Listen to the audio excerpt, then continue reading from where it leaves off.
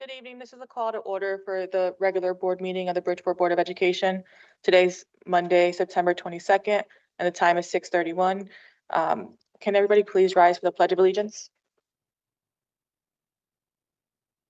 I pledge allegiance to the flag of the United States of America and to the republic for which it stands, one nation, under God, indivisible, with liberty and justice for all.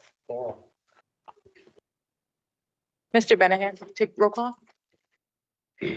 Christine Baptiste Perez. Akisha Casimir, Here. Ms. Marisa Stromera Jimenez. Mr. William Medina, Present. Ms. Jennifer Perez, Present. Mr. Joseph Sokoloff, Present. Mr. Robert Traver, and Mr. Andre Woodson. Thank you. All right, we're gonna go with student representative reports. We do have Christian here, if you want to come up to the podium. We're gonna start the student representatives officially in October, but Christian made it out, so of course we're gonna let him speak. So.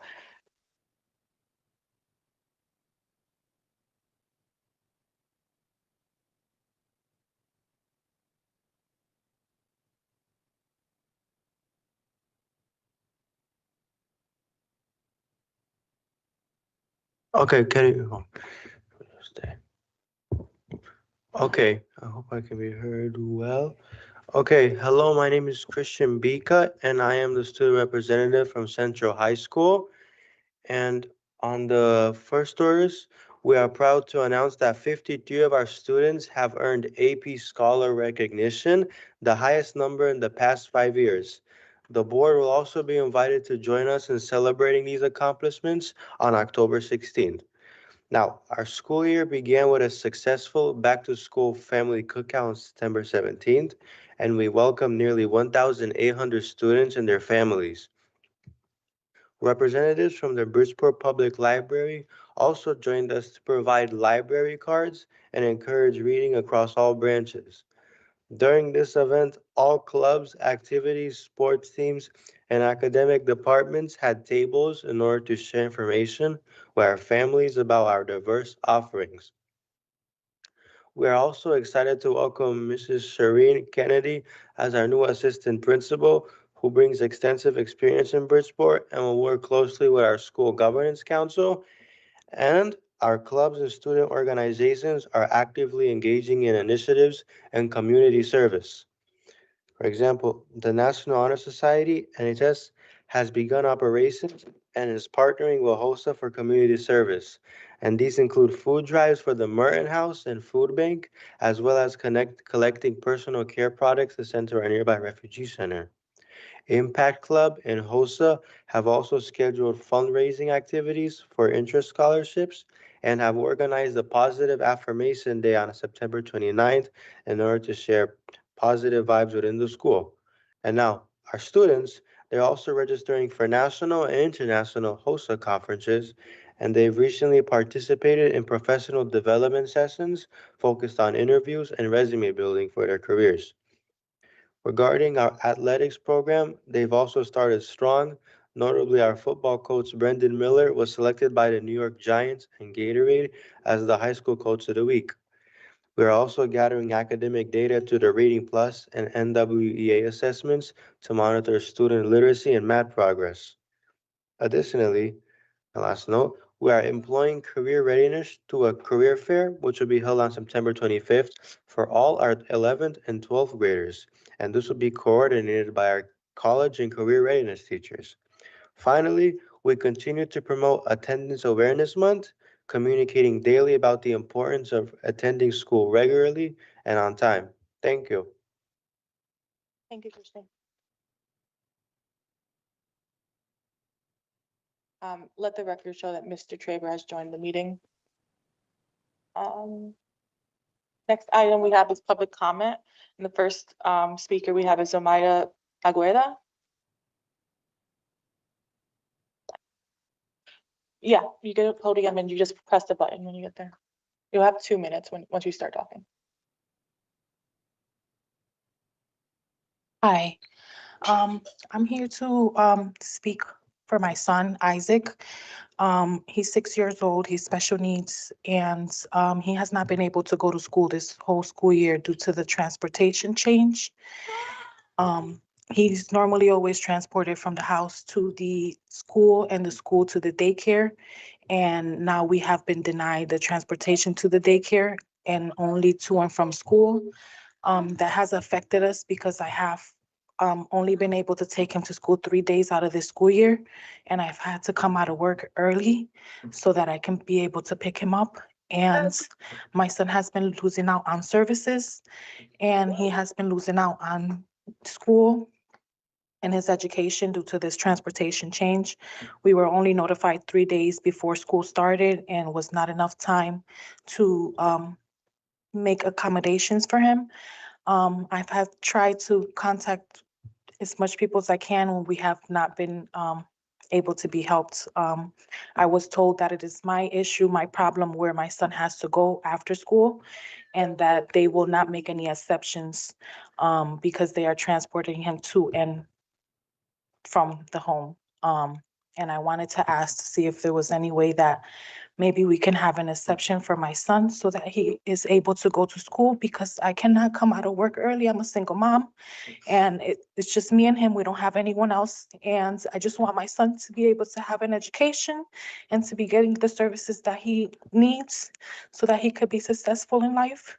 And I'm not able to come out of school, come out of work early every day so that he can go to school. And that was all. Just wanted to let you guys know about that. Thank you. The next speaker is James Mazzaro.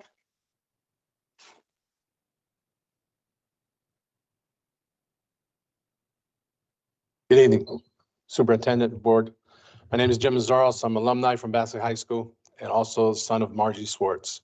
It was told to us that Bassett High School Gymnasium was supposed to be renamed after Bernie Lofton. At opening day, visitors, alumni, and in the gymnasium, there's no Bernie Lofton whatsoever in that gym. That's a shame. That's what was brought to this board that said it was supposed to have been done. It's not been done. Second, my mother is Marge Swartz, a volunteer for 40 years in the Bridgeport Public Schools. It was told to me that the new parent center was going to be named after her. I was kind of shocked when I saw the opening day at the Housatonic. I didn't get no invite, didn't get nothing about it. That's really a smack in my face for working here for 29 years, school security. But leaving my mother's name again, out in the wing. We tried to get Roosevelt School, but they put it as a former president. I understand that, but there was a room for her, nice and small, for a parent center. But now we have a big parent center where we could put her accolades for where we have it in our house in that space where that can show parents that if you want to volunteer, this is how it was back in the day, how it all started with Pearl and all the other, like we spoke before, of other groups that the parents went to different states out of the Bridgeport Public Schools to see what other schools are that they could bring back to Bridgeport and say, hey, let's try it here. We don't do that anymore. So again, I just need to know who's the next channel that we have to sit in front of, because I'm doing this on my own until I meet with the Bernie Lofton's families. We spoke at the opening day of Bassett High School with the daughter-in-law. Ms. Beats, I think it is, the board. So if someone could tell me, who do I speak to next to get it back on your agenda? Thank you. Thank you, Mr. Mazzaro. The next, we have Latrice Bostic.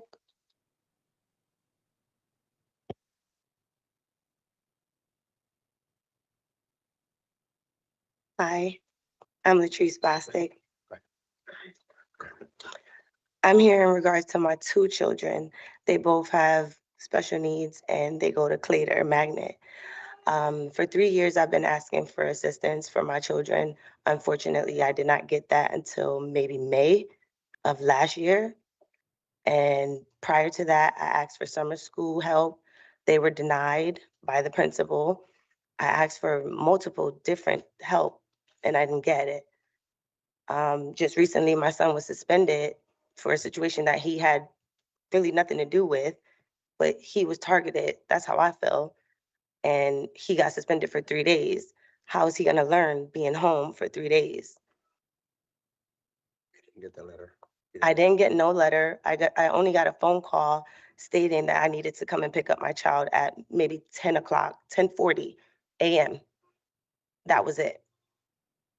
And this goes on, I want to say every time something happens with either one of my children, they either don't tell me or they tell me when they suspend the boy child. They don't suspend my daughter much. They just throw everything under the bridge for her. She was bullied last year and it caused a lot of issues for my son because he protected her and he got suspended. He was out of school more last year than he was in school. And I just don't know where else to turn to get them the proper help that they need. I believe I did put in for a controlled transfer and I was denied. I'm not sure why, but I wanted their success for this year. It's been 3 years too long that this school in particular does not want to help me.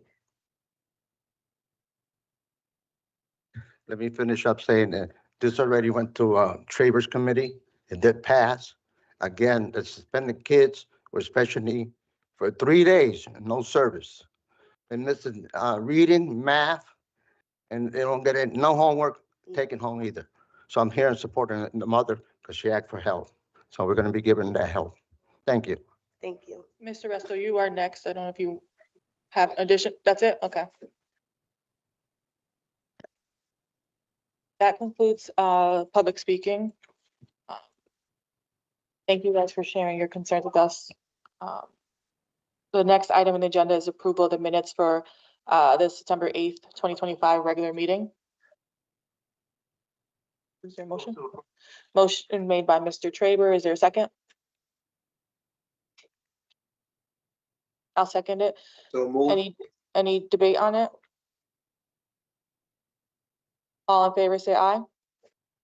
Aye. Aye. Any opposed? Any abstentions? Okay.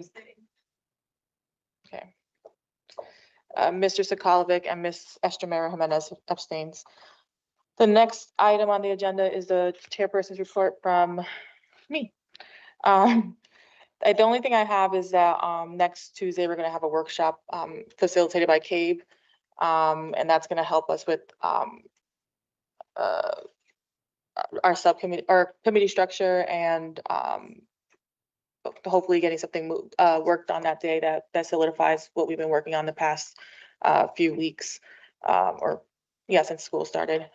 So that workshop's gonna be next Tuesday at City Hall, 305, at 6 p.m. And that'll be facilitated by Nick Caruso. As far as committee reports, the Finance Committee met last week on the 15th.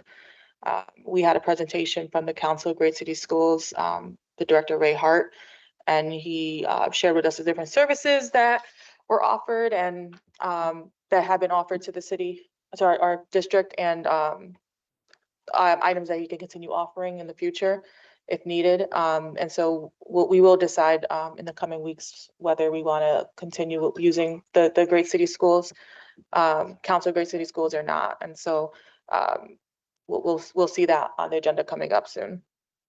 And then we just had an update on the current, or just the fiscal update for this month. And so at the end of this month and early, or actually at the end of October, sorry, we'll have a full update on the end of the year from last year and the first quarter of this year. And the last item we had was approval of the legal services. We are going to request that be tabled when we get down to new business, and we'll discuss it then. Other than that, the next meeting will be the 15th of October. And yeah. Questions, Mr. Traber? The next meeting of the State Department event.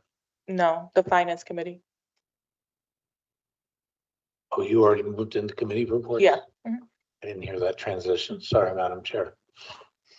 Mr. Medina? I thought you were still reporting on the chairman's report. Gotcha. Mr. Medina? Can I go back to the chairman's report? Sure. Mr. Medina, just a minute. Did we get anything out of the State Department event? No updates from them. So we're still hanging, so to speak, with the State Department event. I have no updates from the state. right You've now. received no response. Thank you. No new updates. Mr. Medina? We're Yeah, back on Madam the Chair, finance. thank you. Back on finance committee. I'm sorry, ma'am.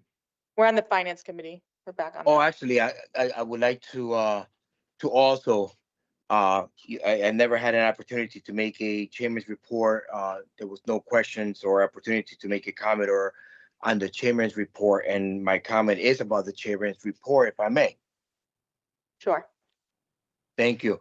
You stated that you were having a meeting on September 30th, and I'm just want to make two inquiries or statements about it. Did you poll the, like, who made this meeting on September 30th? Because on September 16th, during my special meeting, I was making a special meeting on September 30th. On that meeting, I stated it to the public. And I was just wondering who requested for that September 30th meeting, and was the Board of Ed members polled to see if we were available for that particular date. That was a meeting that I set with Cabe a few weeks back. I wasn't aware that you had a meeting scheduled. Okay, you set it up, but I'm just asking, my first question was what I did, and it was in the September 16th special meeting. I put it on the calendar. I stated on our meeting that we would have a meeting September 30th. And the time to be announced over at 3:05. But I'm asking, like, when were we going to be told about the September 30th meeting to figure out if we were available as board members? I put the notice out last week and I was telling you today during the regular board meeting. Okay, so we were not polled. Okay, thank you, Madam Chair. All right. Anything else on the finance committee? All right, moving on to instruction and support services committee. Mr. Traver, go ahead. My only report is that we have a meeting on Wednesday night. The agenda was posted today. So that's it. All righty. Any referrals? Seeing none, we'll go on to the policy and personnel committee. Mr. Medina? Thank you, Madam Chair. Like I said, stated earlier, we met on the 16th at a special meeting. We had 2 positions that were put up for interviews. So we had 6 interviews for director for multicultural education and world language, and also executive director of school turnaround. We postponed every other item except one due to the time constraint because of the interviews, and we were moving them forward to December 30th. So now that's going to be determined, see what we can figure out in a date. Our next meeting will be October 8th, 2025. And I'll take any referrals, if any. I don't see Hearing any done, hands. thank you. Yeah, there's no hands. All righty. Facilities committee will meet next Wednesday, the 1st, the October 1st. We haven't met since the last board meeting, so I'll take any referrals for facilities. Mr. Traver? Madam Chair, I believe facilities would be where the naming goes. Okay. And so I wanted to refer those 2 questions that were raised in public comment to your committee on the naming of the gym that did come up last year. It was universally supported to name the gym after Bernie Loftus. And I would like you to also refer the name of the Welcoming Parent Center for discussion. It sounds like a righteous issue, but it obviously needs to be discussed. But I know the Loftus one was discussed last year and supported by all. Mhm. So they Yeah. both sound like good issues to be brought before your committee We're not- and brought then back to the full board. Is that appropriate? Yeah. Appropriate. Thank you. Yes. Mr. Sakalovic? Yeah, I would excuse me, concur with Mr. Traber on the Lofton gym. It was unanimously passed by the board, so there's not much discussion to be had about naming it. It's just about planning a ceremony and buying a plaque. Mhm. Maybe we could talk about how the oversight was, how it was overlooked or whatever have you, but I think the only thing at this point to do with that is to basically buy a plaque and schedule the ceremony. Yeah, through the chair. Again, to emphasize that was voted on the board, by the board. I think there's just been a lot of things going on between them, but we'll make it right for that particular, plaque and facility being named. The other one was brought to my attention, but we've never brought it back through committee yet. And I think it's a good opportunity to be able to do that and get the details and timing of that as well. And we might be able to do them pretty close to one another as well. Yeah. All set. Go ahead, Mr. Traber. Yeah, I mean, we all remember quite clearly that the only thing that issue was on the gym was the procedural question of how we did it and how we waived the policy, not the issue of naming it. So, Mhm. but let's just make sure we get it done now that the school's open and see to the business that we all agreed on. Absolutely. Mr. Medina? Yeah, Madam Chair, I'm also going to forward one to you for your first reading, but I'll send it as a referral to your facilities. I spoke to a couple other people, leaders in the community, that they brought it up last year through the old chair, and nothing was communicated to the family. And I'll just share that first with you, that way we can put it in the agenda to speak about it and figure out it means to honor this other longtime teacher and educator in the Bassett community. Thank you. Thank you. All right, we're gonna move on. Do you have anything for the CABE report? No, nothing new from the cable. No new updates for CABE, the CABE report. So we're gonna move on to Dr. Avery's report. Thank you, Madam Chair. I have a few just announcements to make prior to, I have a couple of my staff members that's going to come up and provide a presentation. That presentation should have been in the board book, the board portal for your consideration over the weekend. But I do want to make, the student representative for the board will convene in October. We're going to have a chance to kind of, for them to meet with me and kind of get some protocol of how that's going to work out. So we're looking forward to kind of embracing them, having them come and sit with the board moving forward, and getting ready for them to participate in this process with us. In addition to another announcement, the Bassett final walkthrough will be Thursday, October the 2nd. At 3:30 at the old Bassett facility. So we'll have an opportunity for alumni and community to join the board and myself to kind of talk a little bit about, or to have them walk through Bassett for the final time as we move forward. It's again, that date is Thursday, October the 2nd at 3:30 p.m. at the old Bassett site. In addition to that, during convocation, I put out that we were going to be promoting a new recognition program in the district called In It to Win It. That will be celebrating this district excellence. That's students, that's teachers, administration, anyone that we feel that have done a super great job, supporting and doing great things for the Bridgeport Public Schools. We're looking to have a ceremony on Thursday, October the 30th at Harding High School at 5:30. Again, that whole nomination process, we're going to kind of promote that a little bit, but I kind of wanted to kind of give everybody a heads up on what that's going to be. Submitted by administrators, that means principals, department supervisors, executive cabinet, I really wanted to get the input from schools and departments of who these individuals are. Again, it can be a variety of different, professions or students. And again, we really want to make sure that they're in it to win it, to help Bridgeport kind of exceed and succeed. Again, each administrator will and could nominate one student, one staff member, and one non-staff member, meaning parent or community partner as well. Again, we've done a really good job of trying to rally community partnerships with us. We had a great meeting last week regarding community partners.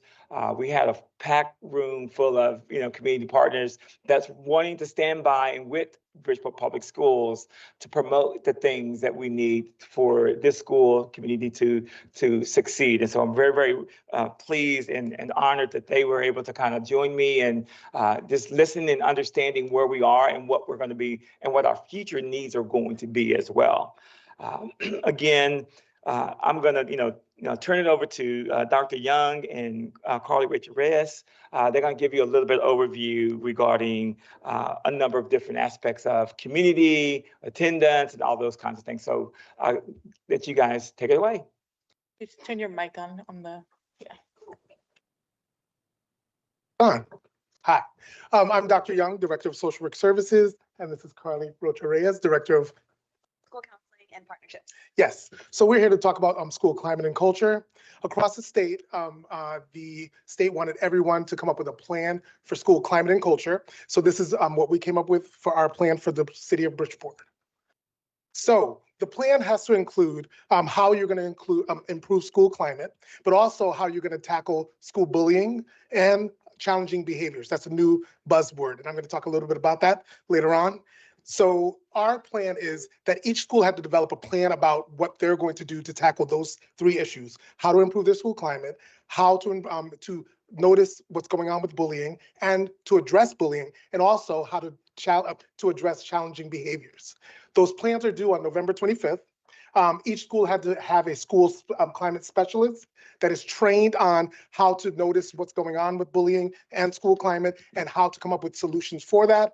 There's a school level committee that we're going to identify. And also I'm the school district coordinator that can work with each school on developing those plans.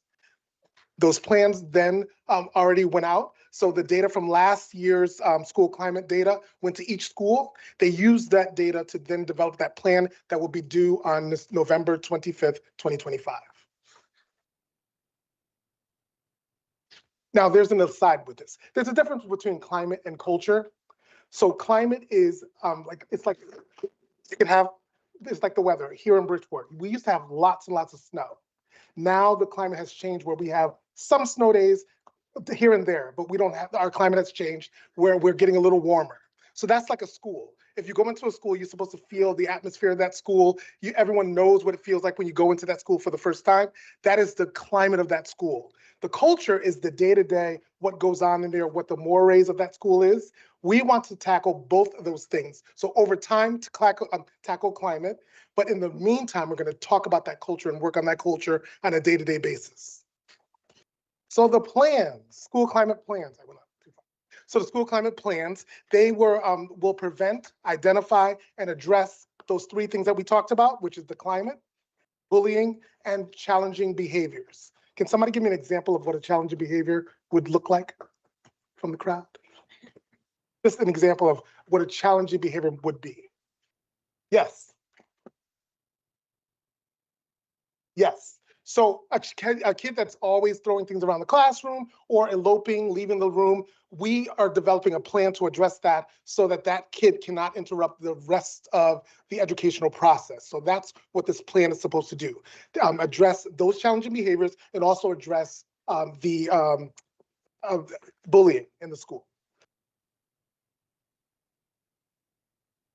So challenging behaviors, you just described what a challenging behavior might be.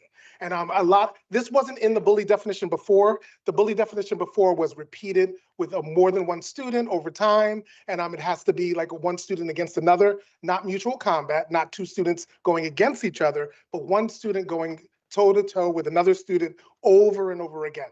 So we want to make sure that people know what the actual bullying definition is. And then that also now includes those challenging behaviors. So we have to address all of those things within that plan. Now, the committee in the school, they will then address those challenging behaviors. They'll talk about that student and what things we can do to put in place to address that student's behavior.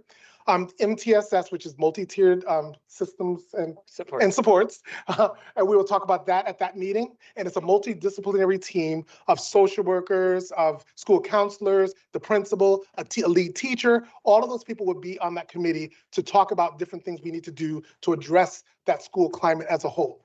And we also talk about in that meeting events centered around school climate. So we would come up with things like a sneaker bowl we did last year at Dunbar School, where kids get to earn their way into something like that, where they get points if they're exhibiting positive behavior, and then they would get to go to these different events. So those events would be created in that school climate committee meeting. Lastly, we have bullying and challenging behavior paperwork. So all of the different things that you can report on, parents can report on this. They can go to the school and say, I feel that a student is having challenging behaviors. I would like to know how I can voice my concerns. They would then get that form, fill it out, and then be able to voice their concerns. That form then goes to that meeting where we discuss what we're going to do to tackle that student's challenging behavior. There's a challenging behavior form for administration to report what's going on with students as well. So all of these forms are readily available for parents, students, and families to be able to go in and then write up what they need to write up so that we can address those behaviors. Any questions? Dr. Young, I want to emphasize, board, that this is a new requirement for the state of Connecticut. And so we're all learning and adjusting that change the bullying policy, the bullying definition. So we all have to revert back to exactly how and what and this data is being tracked by the state as well. So this is all new. The committee at the campus level is new. The required person at the district to follow up and make sure campuses are following through with things as well is new. And so again, every legislative session, we have something new that we have to do, and it's unfunded mandate that we're having to do. So we have to find someone to do that role and combine things to make sure that we adhere to the new requirement as well. Oh, yes, one more. Sorry. So Carly and I, in an effort to make sure that school climate stays the same, whenever we have a crisis in the district, it can really rock your school climate. So we created the school crisis team. If something happens in the community, something happens at that particular school, we then have that team go to that school to address the climate in that school. We've had 2 different cases already where that team was really ready. They went in, kids spoke to them, we spoke to the staff, and it really worked well. So I'm proud of Carly and I creating that team, and I'm proud of the people on that team to address those behaviors. Awesome. Thank you. All right, so Carly Reyes, Director of School Counseling and Partnerships. Just a few updates about attendance and the work around climate and culture. So we've updated our truancy benchmarks. So truancy benchmarks are for unexcused absences. A intervention needs to be put into place at 2, 4, 6, 8, and 10, 15, and 20 unexcused absences. And so those benchmarks have been updated and shared with all of the staff to make sure that we are putting in quick interventions when students are missing school. We have launched our LEAP home visiting program again this school year. It launched last week. I'm already getting responses and log entries for home visits. So it is up and running. Each school has its own referral form, and home visitors are out making visits to homes. Tonight, we'll be talking about our student handbook, our school climate and culture, Dr. Young spoke about, and we have an established school and district attendance teams that will be reviewing real-time data month to month on all the subgroups of our students to make sure that we are supporting students coming to school every day. As Dr. Avery mentioned, this is just a picture from our Community Partner Advisory Committee. And so we had a great kickoff to this year's, we call it CPAC, Community Partner Advisory Committee. We, like Dr. Avery said, we had a full house, and we're really excited about working with them collaboratively to expand partnerships, to identify needs in the district, and to use our partners to support new initiatives.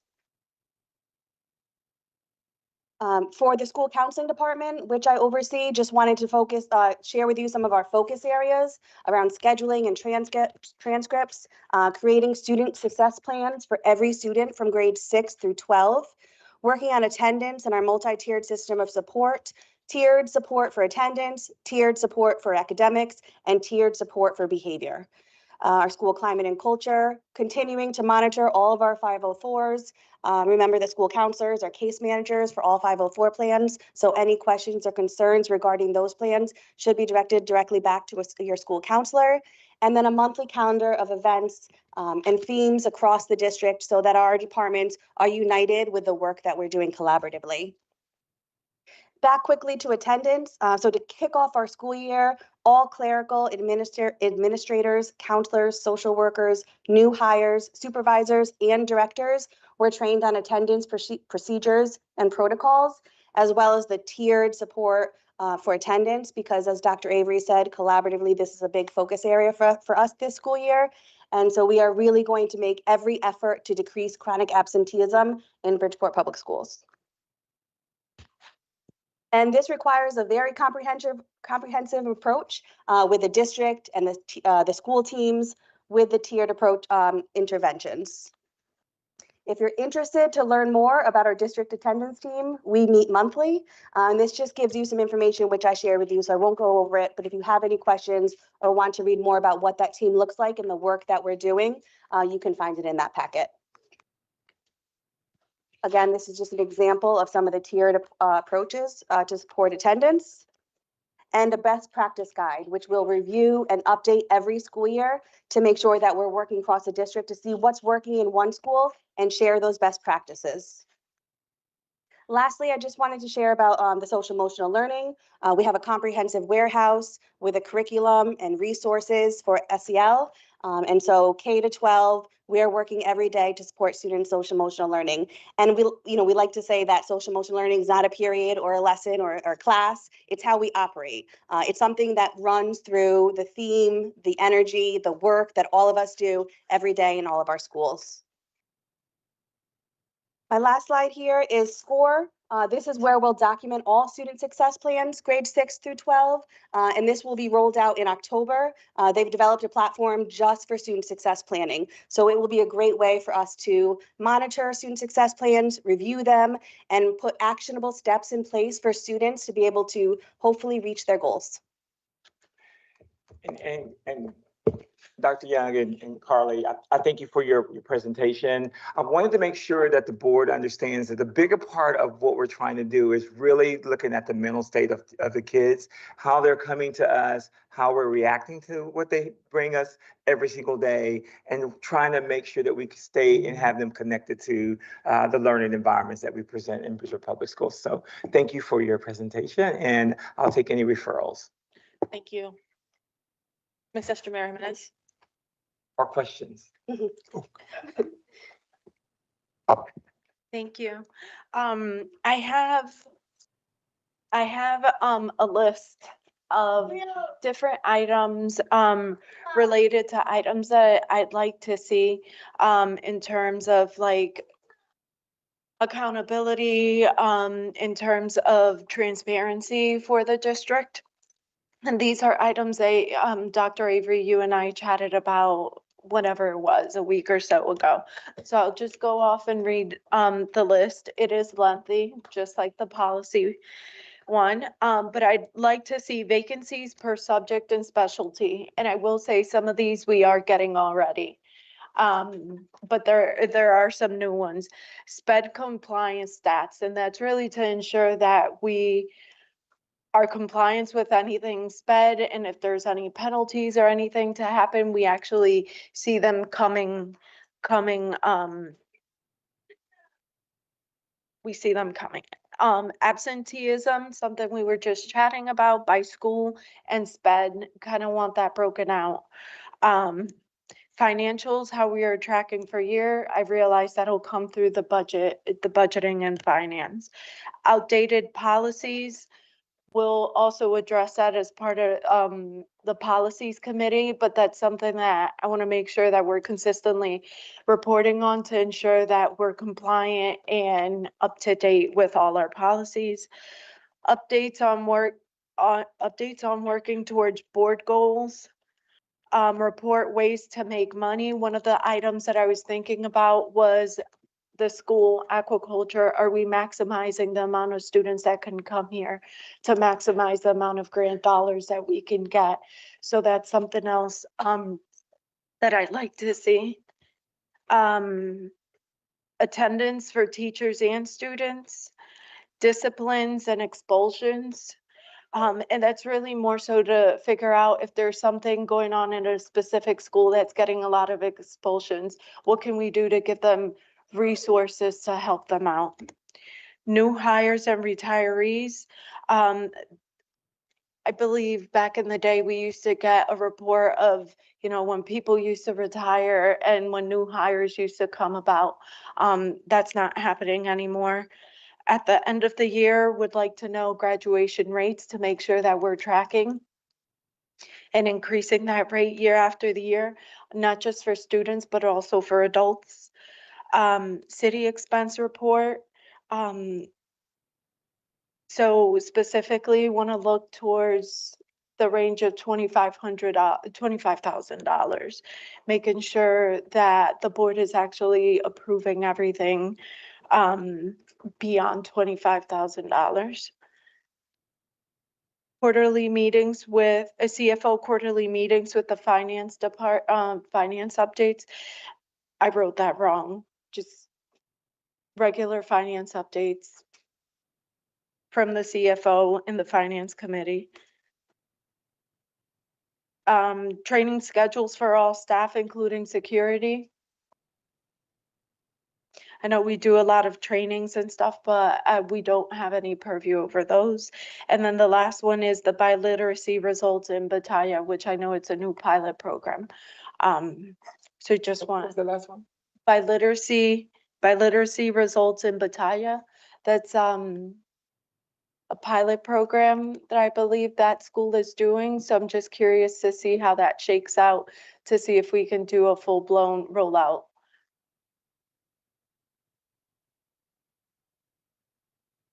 And that's all I had. Yeah, first one, but Dr. Avery, was your report complete or was it just this portion? They're complete. I mean, if I mean, there's any for you- referral to their presentation. Yeah, I got some questions towards the presentation and then for yourself. Sure.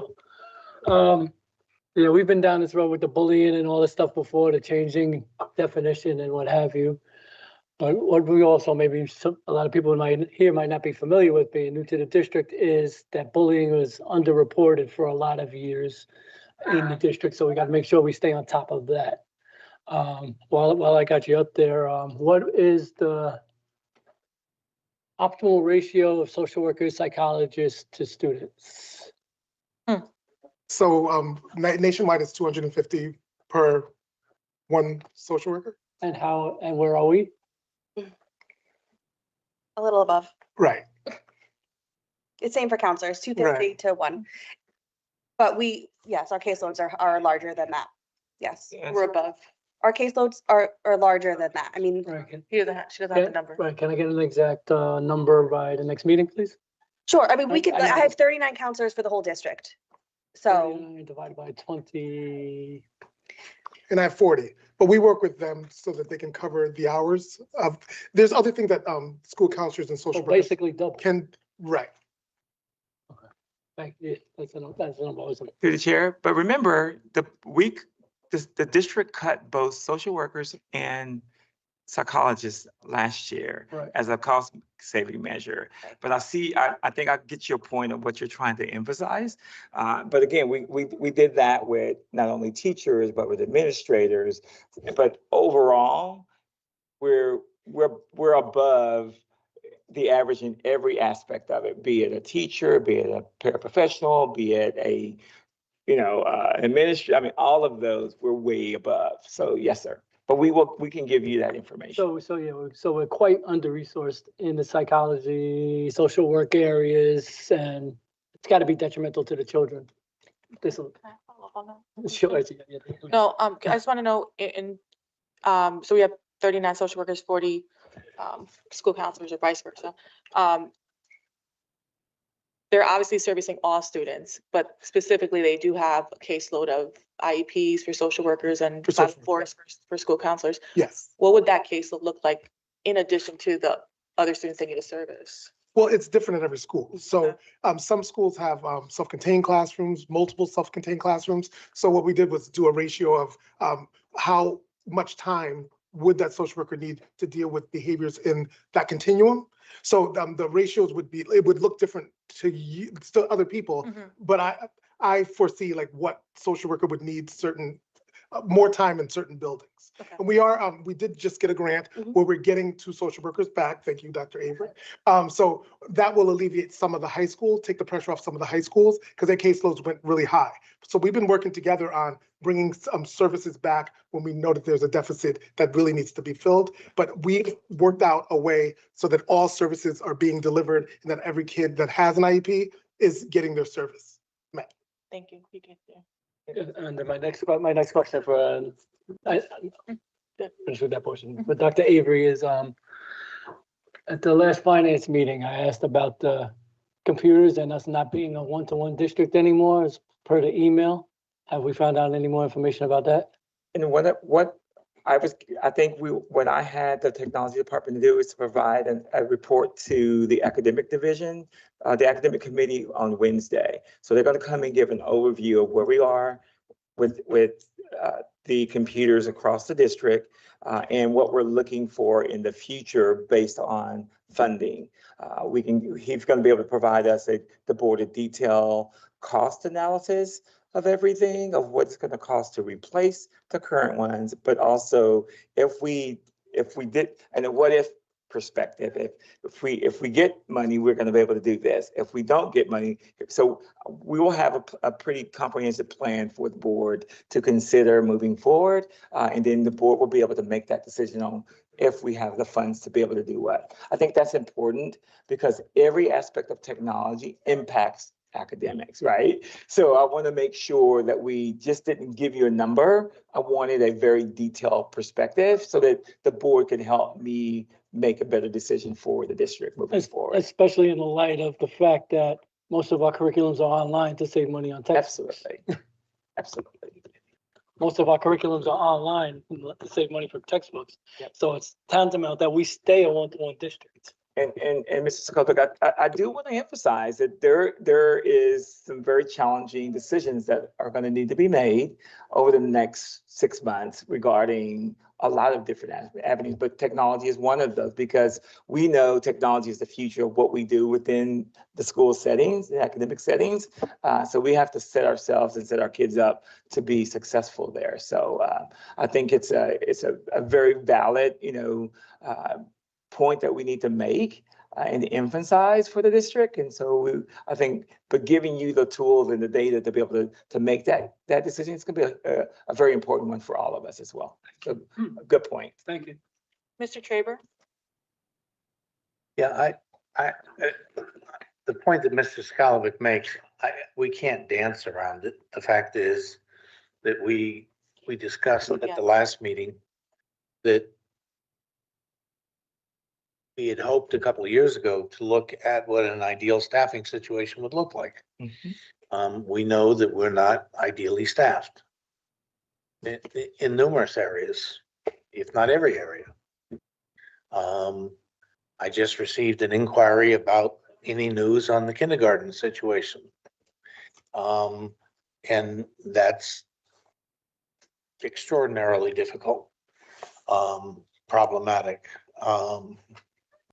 So all of these things are laptops, problematic, difficult, bad. So we are struggling. We asked the chair a moment ago about any news from Hartford, because that's one source of relief. We're not getting any news from Hartford. So I'm sort of reserving my questions about your report because part of your report is in the student handbook. And I sort of see it there. Part of your report is in us going forward and looking at. So I'm sort of gonna wait until we get to your handbook because the bullying, and how we're dealing with it and how we're addressing it is laid out there. And that's where I sort of read up and got ready after last week's meeting. So I'll wait till we get there. But all of this is the problem that we're shackled with without the funds. Thank you. Mr. Medina? Thank you, Madam Chair. For the two speakers, I apologize, the names. I know you guys were speaking about specific things about superintendent's report. I just wanted to touch bases on where is LifeBridge with this? Because I know that there was a considerable amount of funds in LifeBridge partnership, especially with the high school. And you, the gentleman had mentioned something regarding that through some grants or something, that there's two extra counselors or psychologists that are going to be helping with the high school. How does LifeBridge tie into this subject that we're speaking about right now? So yes, we do have a strong partnership with LifeBridge, and they are partnering with us and working in our 3 large comprehensive high schools.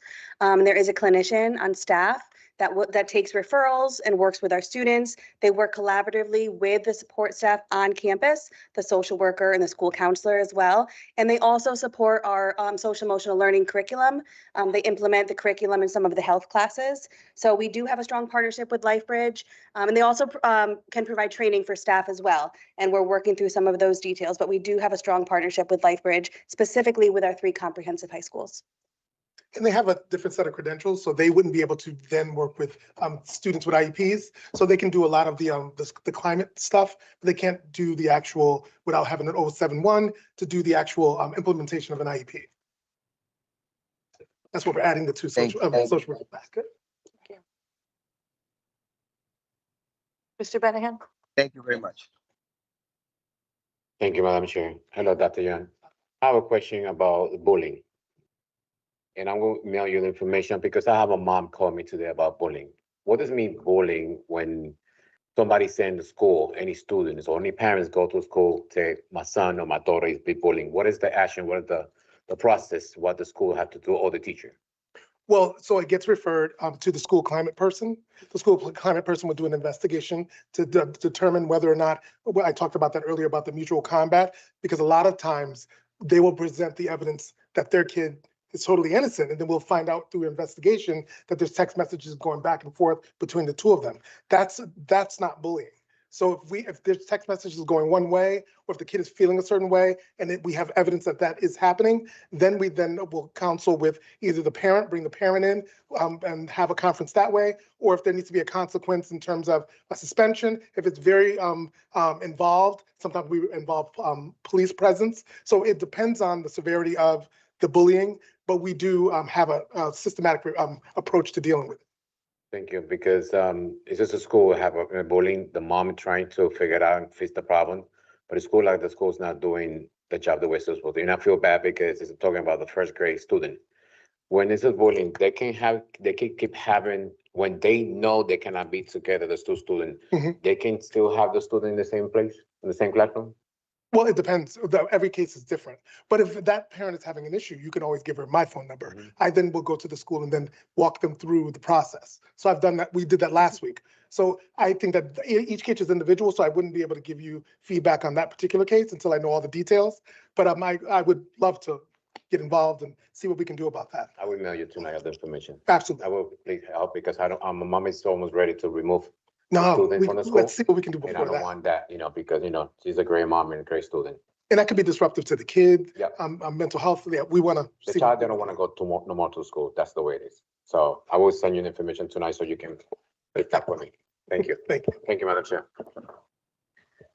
Thank you, Dr. Young and Ms. Reyes. You have a question? If you have any referrals, if you could shoot me an email with those referrals, we'll Okay. make sure we can, I'll make sure I don't miss anything. I try to write everything down, but been there, done there. So, but just email me, then I'll get those and I'll go back and make sure I follow up on those. Thank you, guys. On to, I thought I heard something, new business. The first item is approval of the legal service agreement. Our council has requested that we table this item, for now and bring it back, to, committee. So is there a motion for that? So moved to table. So move. Determined period of time. So the item was moved by Mr. Sakalovic, Uh, second. Is by- there a period of time we're tabling them? Oh, no, just until they review it again. Pardon? I don't have a date, so just, you could just table it. Second? Seconded by Mr. Traber, moved by Mr. Sakalovic, seconded by Mr. Traber. Any further debate on that? Seeing none, all in favor, say aye. Aye. Any opposed? Any abstentions? Alright, I do want to make note that, I'm not sure when he joined, but Mr. Woodson is on the call to make that note for the attendance. The next item on the agenda is approval of the student handbook. So Ms. Rocha Reyes. Hello again. You were provided with a copy, a red line copy of the handbook. I just wanted to share that the only changes or updates that were made, you'll see outlined in red or blue, actually in blue. These were updates made based on the policy that was updated at the end of last school year around bullying and school climate. They were changes made from recommendations from BCAS as well as the BEA. And so if you have any questions about any of the changes that were made, I did want to share that the other handbook that was previous is in place until this one is approved. But the plan moving forward, in order to support staff in the rollout of this new handbook and to not have to have any staff redo, Dr. Young and I will be putting together a recorded presentation of the handbook and all of the updates and all of the challenging behavior updates and bullying. And that will be shared with all of the teachers so that they can share it with their students in order to support them in the rollout and not add any additional work to their caseload. So once this is approved, we will move forward with the presentation of the handbook for all students and parents. Any motion or politics? Motion to approve the new updated student handbook. Moved by Mr. Sakalovic. Is there a second? Second, Mr. Medina. Thank you. Mr. Traber? As a maker of the motion, sorry, Mr. Sakalovic, do you have any questions? No questions. Mr. Traber, go ahead. Yeah, I have questions.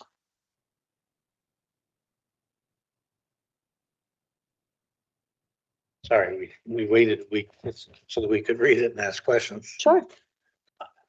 This strikes me as a document that is gonna. You have it in front of you? Yes, I do. Yes, okay. On page, I mean, I really did go through it. Okay. That's why when Mr. Benahan Grales asked this question, I said, oh, it's all spelled out in your book. Yes. What happens with the bullying? The process is very clearly spelled out. Mhm. But on page 15, it says, for more detailed information, please refer to the full multilingual learner Bill of Rights available on our school district's website at, and then so where is this multilingual learner Bill of Rights? Are they gonna know where it is? Because it says this in English.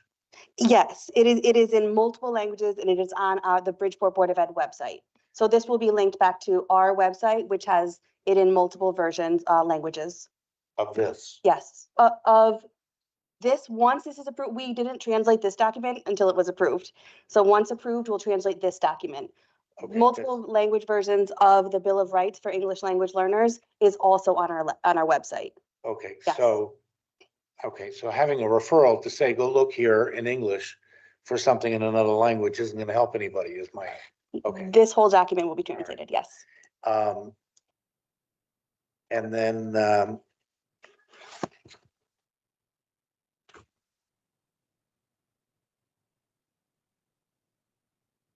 biennial, survey, when was the last time we did it? Last school year. When in the last school year? That was a rather tumultuous school year, so It was the end of last school year. I want to say it was June, Dr. Young. And those results, we worked with Thought Exchange. We got the results by school and they were sent back to each administrator to review. Did we get it? My individual school campus. So it's required that they actually, present that information. That's what they had to use to develop their own individual new required plans. And so we just kind of did that work and got that work back to them. But So then I would ask that at some point soon, we're gonna wanna have that presented. We do have a presentation of an overview of the district of the school climate results. So I'm So gonna have you make that presentation in my bring committee. that back to either the academic committee or we can bring it back Yeah. as part of my superintendent report. At a board absolutely, meeting. We can do that. we will have that ready for you. Why don't you two talk among yourselves?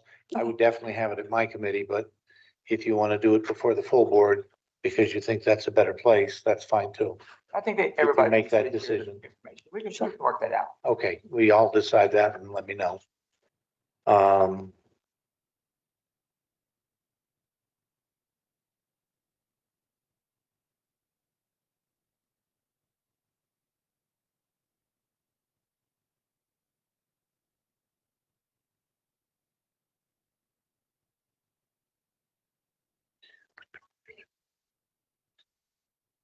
Okay, so the question that Mr. Van Hanger has asked, I really have a hard time understanding what are challenging behaviors and bullying, that this whole section on page 25, 26, which seems to be the heart of this new process. Strikes me as a very you've got a whole workforce to train on and to understanding how they're gonna make these decisions. And I heard Mr. Dimitra in his presentation say, okay, what's a challenging behavior? And now everyone's gonna do it, and you're gonna, it seems to me, have a whole district full of people that say, whoa, that's a challenging behavior. And some are gonna be right and some are gonna be wrong. And it seems to me, when you said the state has a new law, and this is a classic example of an unfunded mandate that's gonna just cost us a whole lot more money and a whole lot of time, and it's well-intentioned, I get it. Mhm. We wanna try and have a better environment, learning environment for our students. And if we had the kind of money they have in some of the districts down the coast, it would be a really nice thing to do. But for us, it's gonna be a really difficult challenge to do this, because it says any behavior that negatively impacts our school's environment or interferes with student learning or safety or the safety of school staff. This is a broad term that covers many types of actions. And I can just see new teachers in the classroom trying to figure out, does this become a challenging behavior? Do I fill out a form? Do I send it on to your school climate specialist, which you answered for me is in every school? You have one of these. Is that a separate new position or is that a designated person? It's just it's just a designated person. Abilities. A So designated that's a person that's taking on added responsibilities. Go ahead. This has been an ongoing thing where every year we used to do this all the time. The only thing that's new is the challenging behavior piece, but we always had a school climate person. At the beginning of every year, we would send the school a message saying, send us your list of committee members and who is your school climate person. And that's been for the 22 years That I've been. person is now going to be inundated with new forms because somebody's going to say, oh, this qualifies as a challenging behavior. And I can think who they are. And I learned very early on when I became a teacher that the most loved teachers by administrators were the ones that sent the least referrals to the office. Because the administrator didn't want these headaches. And now we're saying, okay, we have a new system and we want to fill out these forms and refer them because we want to develop this new climate. And so, and we heard a report earlier about a school where a student is getting suspended, contrary to policy, for behavior that shouldn't happen, that we need to address. And so this is going to be even harder because this is not even suspendable behavior. This is just challenging behavior. I do Okay. just want to share that one thing that our departments are doing collaboratively is we're building a warehouse of we're building up tier 1 behavior interventions. And we're building a warehouse to support, to share, to support teachers to hopefully prevent, that's the, right? We need to prevent challenging Right, and behavior. we heard a report earlier about what I would think are tier 1 or tier 2 behaviors that are being suspensions. Right. So that's an And that's the effort. challenge that we're dealing with, that we already thought we addressed last spring on my committee with. And so now we're still dealing with that. So this gets more complicated. And I read in the next paragraph, who can report? Well, school employees are required. Mhm. I mean, you're mandating they report. Well, this is coming from the You're- state, but we're just translating the state's rules into our policy. I assumed you were. Yeah. So they're mandatory reporters according to this policy. So they see something and they're gonna have to report because it says they're required. It doesn't say, shall, should, or, it says you're required to report. So they see something, they think, I'm not sure, I would always err on the side of trying to keep it in my classroom. But now you're telling me I better fill out that form just to cover my backside. And I do think during the school climate committee meetings, that's where we'll discuss challenging behaviors. And then we can work as a team to identify which ones, yes, are going to require a report. And I don't really see a clear understanding of what I would call, when I learned this sort of flowing thing in labor relations, which is not that different. Just cause is, look, when you commit a mortal sin or a capital offense, then you're going to have the book thrown at you. But the rest of it is going to sort of flow with the severity of the offense and the frequency of the offense and whether you've done this before, which is not in here, I thought was weird. And so that's where you're gonna, that's got to come into play. So you're not really dealing with that. So you have, if important for staff, if a school employee witnesses challenging behavior or receives a verbal report, they are required to notify the designated schools. You have it again down below. And I just think you're really putting a burden on people. And I know, we all know what this did with DCF. And you're sort of doing it again in a different way. And I think you're gonna find it's not that easy. On the next page, I just want to call your attention to restorative practices for nonviolent challenging behaviors.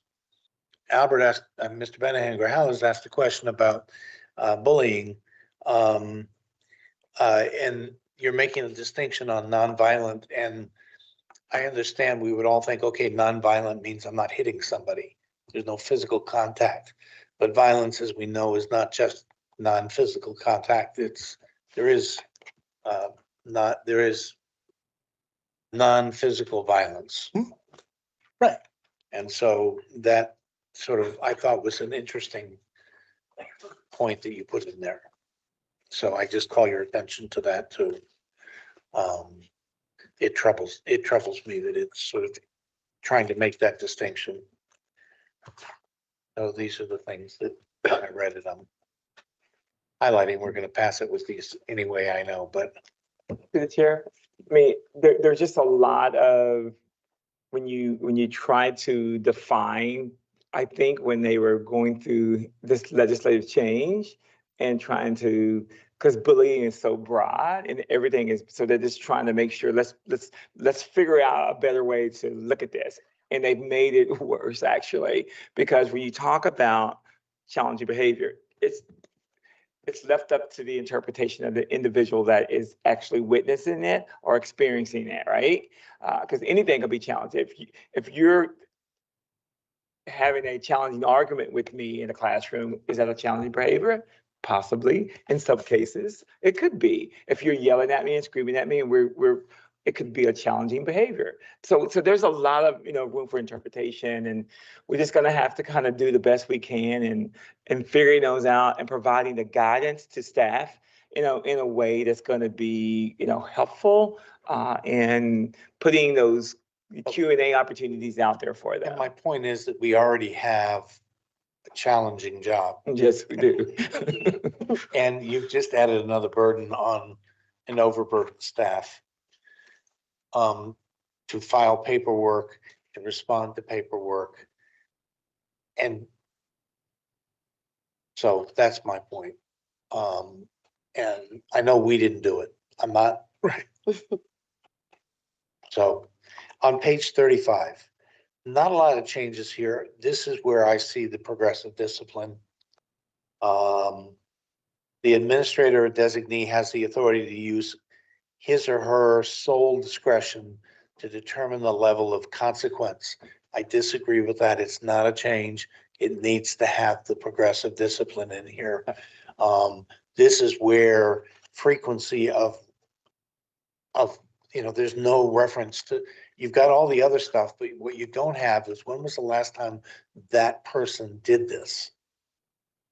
And in just cause, if I haven't done it in 3 years, that's got to be taken into account. It's not in your thing here. Frequency of occurrence is not taken into account. All the other things are, but not frequency.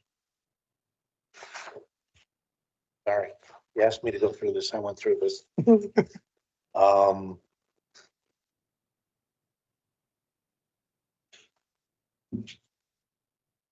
Why did we remove the money caps? Was that the state mandate that they didn't want that sort of in there, the felonious misconduct?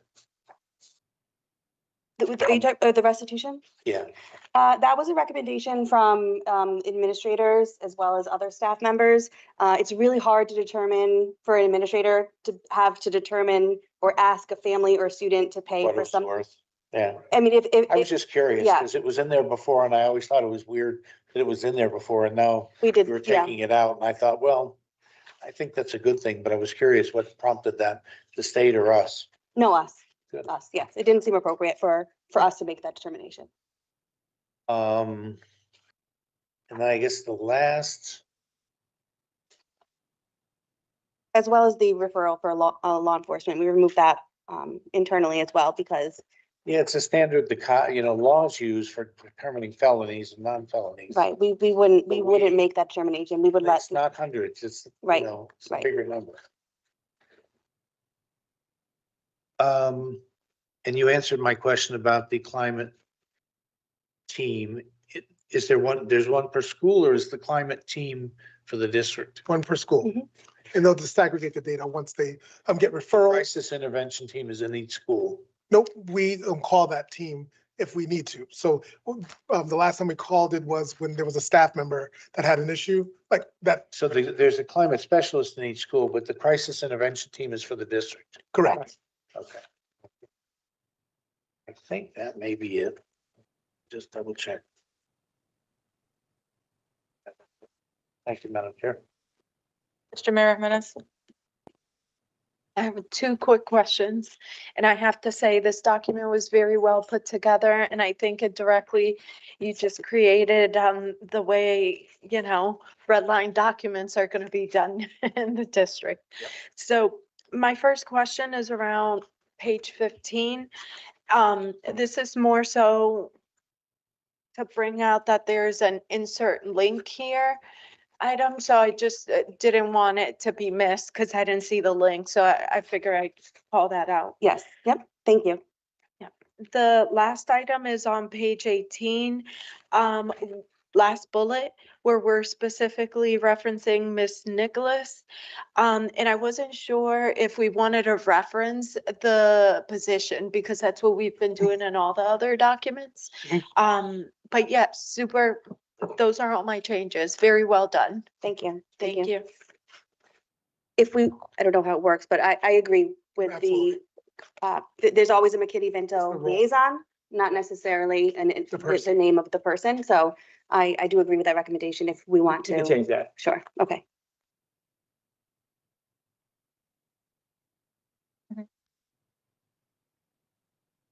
Can you put it back on for John? Move to amend the name on page 18 to be, what's the position? McKinney Vento.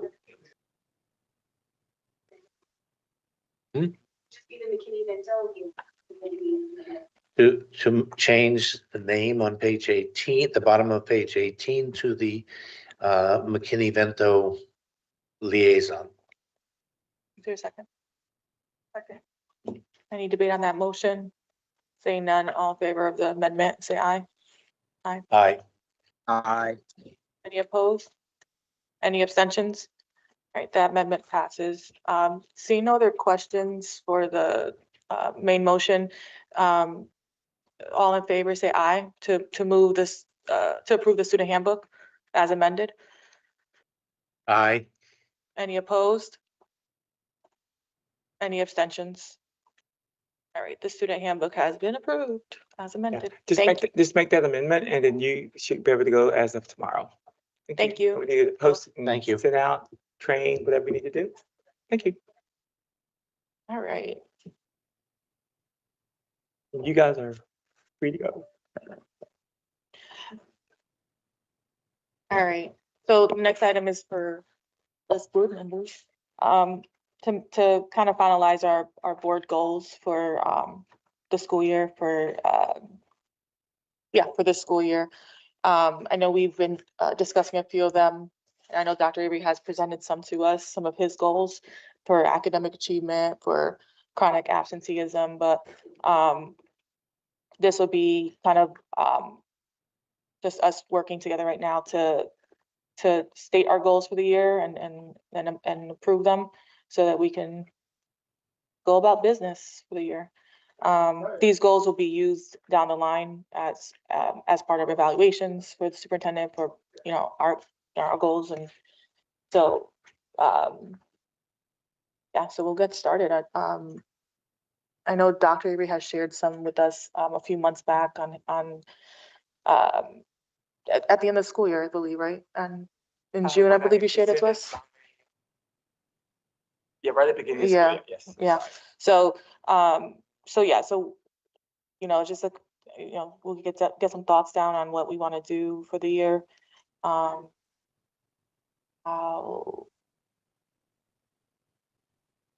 see anybody with their hands up yet, so.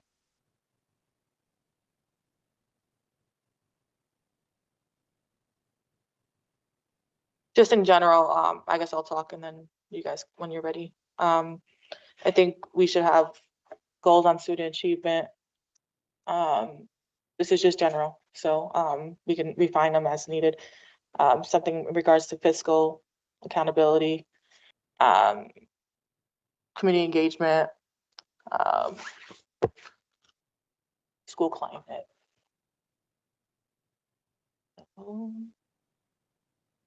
You can, Through the chair, I think if you, some of the suggestions I would make is, something like, a fiscal long-term plan for the district. I know the board talked about a strategic plan piece. You can start that process if you choose to do that. Teacher retention and recruitment has always been one of those big high-level pieces. I think the chair mentioned academic growth within the district. And then also, I think the last one could be around community collaborations and communications as well. Again, and those are pretty standard across different school districts with a lot of different matrix that will go in between that. So I'll just need some guidance from you guys as to what you want to do, because you're really taking the superintendent evaluation piece and you're pulling those high level, components of that evaluation, and you're putting it into a goal setting format, and work from there. Madam Chair? yeah. Sorry, I Mr. can't reach Talbot. I can't reach my hand. I'm sorry.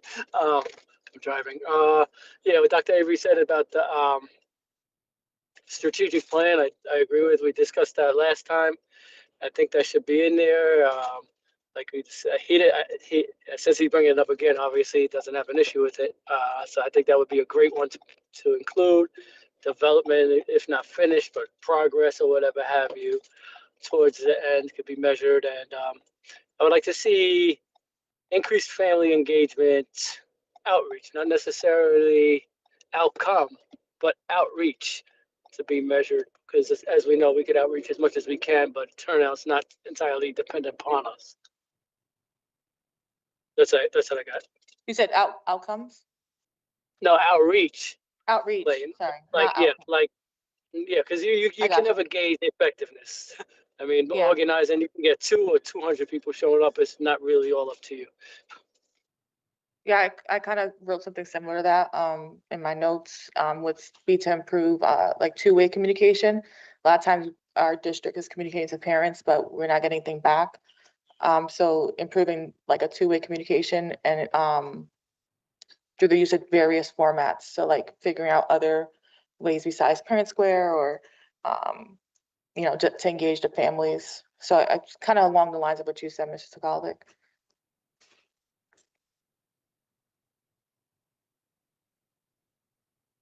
Anybody want to jump on that? And do you like that one? Because if we like it, we could just write it down. I like suggestions as well to be added to it. And that's all I got. I'm having a little trouble because I'm driving and trying to switch on and off. So excuse me if I'm interrupting somebody. That's fine. Good. Did anybody else? I also would say I think the strategic plan is important to start.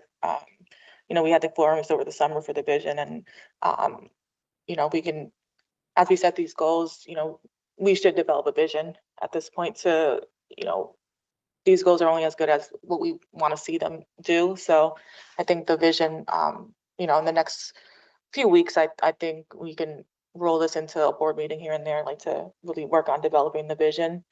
And then hopefully begin the planning process. So overall, I think developing a strategic plan by the end of the year would be a good goal to set.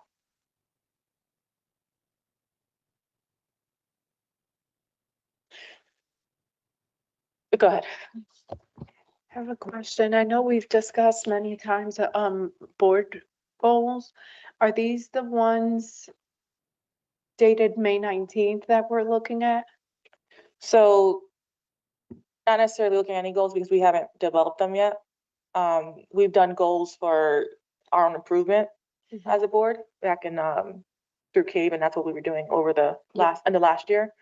And I know Dr. Avery has presented some goals that he was working on throughout the year, but the board hasn't sat down and created goals. And so this will kind of be what we're going to look at for this coming school year. We want to look at right now increasing family engagement and through outreach, and something else I wrote down is improving academic outcomes in literacy and math, because we know that we have some low percentages there. So that's what I wrote down, and I was gonna bring it before you guys too. But this would kind of be what we use throughout the year to evaluate ourselves and the superintendent. We'll do a mid-year evaluation, and we'll do an end of the year evaluation of the superintendent based on these goals. Mr. Traber? Yeah, because I was trying to figure out what we're looking at, what we're talking about. I didn't see it in the packet. I This saw is it what we're on the- developing today. Okay, because it says possible action on the Yeah, we can finalization. develop some, and Hmm? if we could develop them today and move on them, yeah. Okay, I just Mhm. didn't know. Mhm. I'm looking for a document that we're working off of. And I knew you had sent us something in the past. I knew we had talked about it in the past. We certainly had, recently done it, but I didn't know what Yeah. okay. Yeah. I'll be glad to provide I samples, clearly had whatever, gone- but I think it's important for the board, for the person sitting in the seat, for the board to say, here's what we'd like for you to focus in on as we move the district forward. I can help, once you guys get, you're talking about three to four goals, then I can help the board to say, if you want a goal around developing a strategic plan, what you do is you set that as a goal, and then you put things in there to say, we would like for you to develop a strategic plan committee. This committee would need to meet a certain amount of times. By the end of May, we would like to get, so the measurement pieces have to be within those goals. And so I can help with that. you know, but as long as I know exactly what the board is wanting, I can help, you know, solidify and get it to a point where we agree to it, to where I feel I'm able to meet the challenge of what the board is wanting me to do and provide steps for me and my team to meet those goals for you guys. And so it's a collaborative effort, and I think it's something that we need to think very, because we're going to be uniquely challenged this year. So I think we need to be real specific about what we want to do as a team to be able to get to something that we feel that we're going to be able to accomplish together. Because it's not my goals, it's all of our goals. And then my team's goals, and then the campus's goal, and then the community's goal. So, but my job is to help facilitate all these pieces to coming together. And so the reason I'm asking is that I think I grow frustrated with talking about how we're going to make a silk purse out of a sow's ear. Say what? Make a silk purse out of a sow's ear. Because, you know, I have great respect for Dr. Avery. I think that it's been a pleasure to work with him for the past 9 months, 10 months. You know, I don't know what the future holds for any of us. I may not be here after November. You may not be here after January. Who knows? I don't know. But I do know that that the school needs more resources. And we just spent some time talking about the new plan that was presented to us on climate and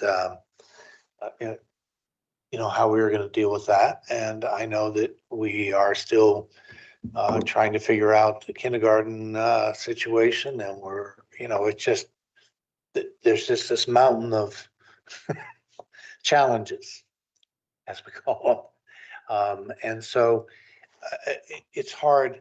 I don't want to pretend that we're going to figure out how to provide an education to our students when we don't know how we're going to get the resources. And so part of that challenge to me is, you know, how do we, you know, I think Mr. Sokolovic just talked about community engagement, and that's a part of it. And that community engagement is not just to engage them in developing curriculum, to engage them in developing the other aspects of our children's education, which is important, but it's also to engage them in helping us find ways to get more resources for our children. Some of that is outreach for money that we can get through foundations and grants and things like that, but some of that is outreach to put more pressure on the political powers that are not providing the resources for our children, whether it be at the municipal budget or the state budget. And so all of that is part of our strategic plan to me, because then we can begin to think about class size and interventions academically and socially. You know, and we raised this concept of ideal staffing levels, and including the paraeducators and the custodians and the maintenance workers so and being able to know, because we in this town have heard for years, you know, that if the police department is 300 people short on its staff, you know, well, God help us, we don't know how many we're short because we've never sort of looked at it. So I think that that's got to be a part of whatever we do. So anyway, I think these are all good things that you all have raised, and I encourage that. But I also encourage that as we do that, this element of it needs to be built into it. Training people to take on this challenge, if you will. Whoever's here. Yeah, I actually wrote something similar, like I didn't write all that. I stuck to one line, but I wrote that, we can work on advocating, to secure additional funding, to support our priorities. And that encompasses a lot of things, but, that can be tied with community engagement, which is our board in general, doing the advocacy work. But yeah. And through the chair, I think, Mr. Trevier and Ms. Perez, I think you make a very, very good point. But I think with all the things that we all know as a team of 10, it's about being very focused in the goals that we create in order to maximize where we want to put our focus. Where you want me to put my focus, or whoever sits in this seat's focus, and whoever sits in these seats to focus and work from there. I can tell you over the last 2 years, it's been, challenging, but I think it's something that if we don't rally together, we're never going to fight for the kids in this district. And again, I'm here as long as I'm needed, but I have some good ideas of what we can do, and I think I have staff out there that's willing to roll up the sleeves and get it done. We just need to be focused. And I think we have the ability, because I think the team here knows we just have to be together on a lot more together moving forward. We've seen a lot of things happen with individuals on the board and the seat here, all those things, but let's put that to the side and let's figure out the best way to move forward. And we got to take baby steps, but we don't have much time. Because I can tell you in 6 months, if we don't have goals and a plan, we're going to lose out. So let's get together and let's get it done. And I think we're ready to get it done. We just have to be able to give each other a little grace and make it work. And I think we're there. And so that excites me. And I'm willing to do what I got to do to kind of help, rally this team of 10, and I include myself in that, because I'm part of it too. So this is a good timing for this. And I think we just need to pause long enough to say, what do we need? What do we need? And let's do three, possibly 4 major things that we can do together and I can help, and because I work for you guys. So hold me accountable to make sure I'm doing what you want me to do and the goals that we set together. And that's important. And every district does it, but I think the community is ready to get behind those as well if we, position ourselves to get there. So the timing is perfect. So we're right in the mix of it. So let's get it together. And I think we can get it done within the next, 2 weeks. And make it all come together. So we're excited about that. So I think, we should definitely have a goal on academic outcomes. So, and increasing it, we could just leave it as simple as improve academic outcomes in literacy and math. And like Dr. Avery said, he can work through on the objectives on how to reach that goal. So if you want, I write that down. I think the family engagement one is important. Family engagement, sorry. And then ensuring, and this is something that he's already working on, so I think it's a good goal to keep going through the year, but ensuring transparent, equitable distribution of the funds and resources that we have. And I think anything fiscal related right now is going to be important to put in our goals, especially since that's something we're heavily working on. So I think if we have a general fiscal goal of just ensuring transparency, already started that process. Is there anybody else who wants to add anything? I know I had some time to prep and you guys were kind of confused by this. I get it. So we have some time tonight to work on this.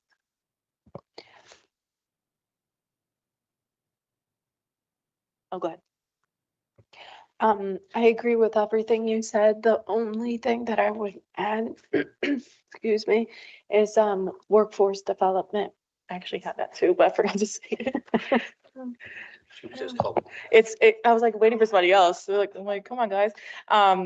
Yeah, I put like in recruitment, which we saw that we're doing pretty well on that. But retention, we could recruit, but 6 months from now, they can say, I'm out, right? So retaining that through, that workforce development. Go ahead, Mr. Traber. Well, sort of in that area and the other area, I don't know which one it falls, but the curriculum, it's in the academic improvement, it's in the workforce. I think that it falls in both areas. I think it encourages the workforce to feel respected and a part of the effort. So it develops the workforce, if you will, to be a part of the process. And I believe that it helps improve academic performance by having the workforce, feel like a part of the team that's helping improve the scores, improve the student performance. Thank you, Chair. A lot, when you look at your high level goals, the measurement pieces of that is going to be intertwined between probably all 4 goals. So if you do an academic goal, part of an academic goal could be the recruitment side of the house, the retention of teachers, along with academic growth as well. So all those and even when you look at the fiscal goal that you make, you're going to have some of that, that we may even talk about the facility side on the fiscal side. Not only the advocacy of how you do that. Advocacy could be part of your family engagement as well. So you're going to have a lot of it going to be intertwined. You should be able to fit a lot of it in there in order to be able to have a measurement of the goal that you're trying to get to.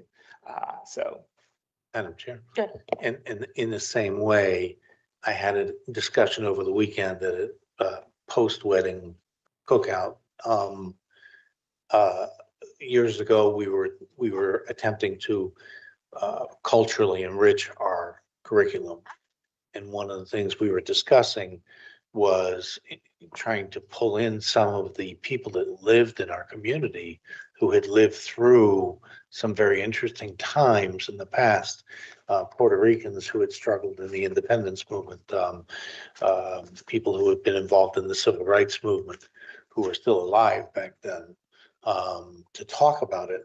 And they're unfortunately not anymore, but we still have that cultural diversity.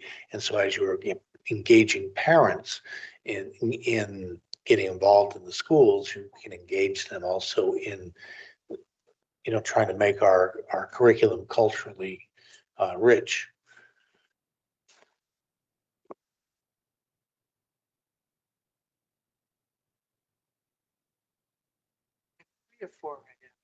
I have 4. So we have family engagement,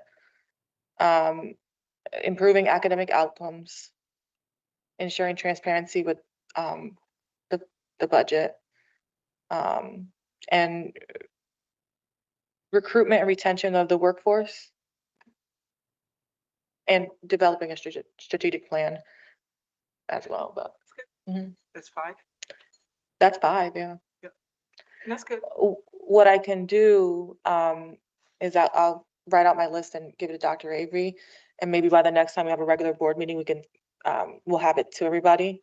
And we could, take a vote on implementing this. And obviously, if things come up in between then, as we kind of work this out, share it with us, and we can further discuss this at the next board meeting as well, to make any changes. But yeah, I think this is step 1 to getting us starting in the school year the right way and moving, in the right direction in terms of, what we want to see come June.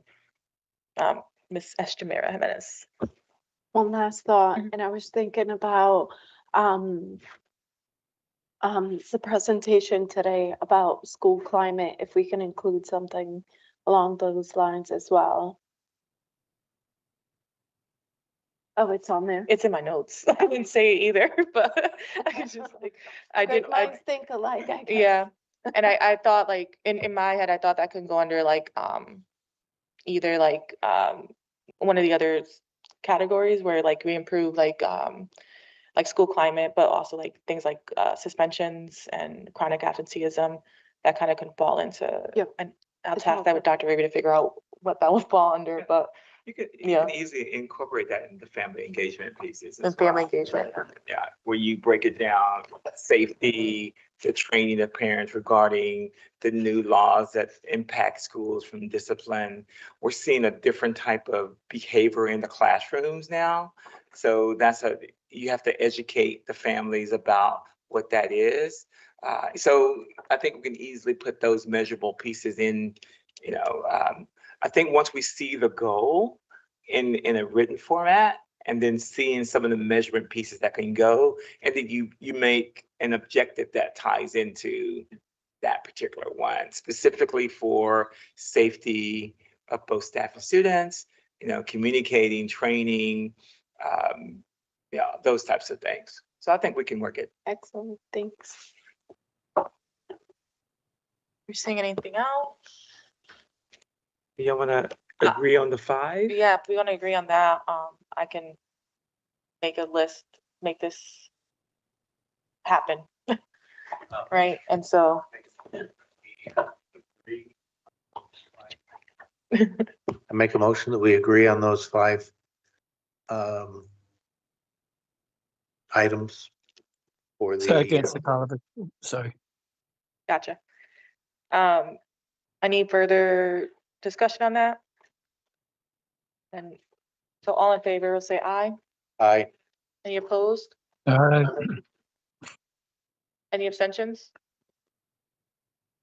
All right, so I'll go forward with that with Dr. Avery will come back and at the next board meeting, hopefully to have it lined out. I know Ms. Estramera Jimenez had personal privilege. Yes, and I'll be quick. But, so yesterday evening, it came to my attention, a situation that happened during a football game at Fairfield Ward on Saturday evening. The game was not with any of the BPS high schools. It was actually with Bullard Havens. However, the Fairfield Ward students were chasing the Bullard Havens kids off the field, yelling racial slurs at them.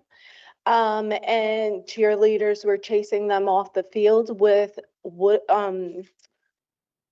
metal poles. It became quite violent.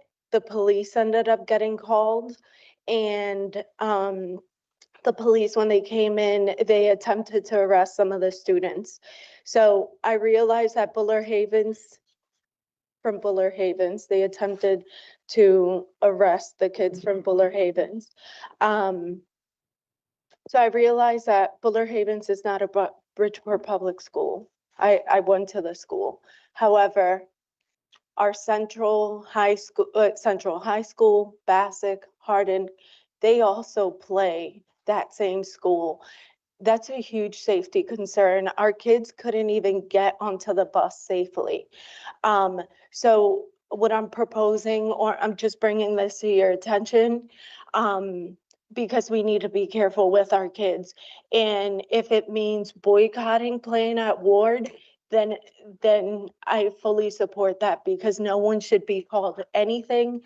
And it's just completely uncalled for. Lack of sportsmanship, our kids shouldn't have to deal with any of that stuff. Through the chair, I think something similar happened last year, several different times, where they had to close or limit who actually attended those games. They only had the 2 teams play with nobody else around. There's a number of different things that we can do. I will bring this to the athletic director and to Assistant Chief Greg regarding, that particular team, and being able to kind of put them on alert. If it happens, we know what we have to do to prepare for that. In addition to that, if I need to contact the administration when we do play them, I can do that as well as a precautionary piece. What are you gonna do? We don't want it, the same thing happen to the other, that happened to the other school district, happen to us. So I'll take care of this tomorrow to make sure I alert them, to make sure it doesn't happen. Thank you. And my concern is really the makeup of the demographics, Buller Havens, our kids, it's a school in Bridgeport, Absolutely. Black and brown kids. So I just feel very strongly about protecting them. Yes, ma'am. Thank you. You're welcome.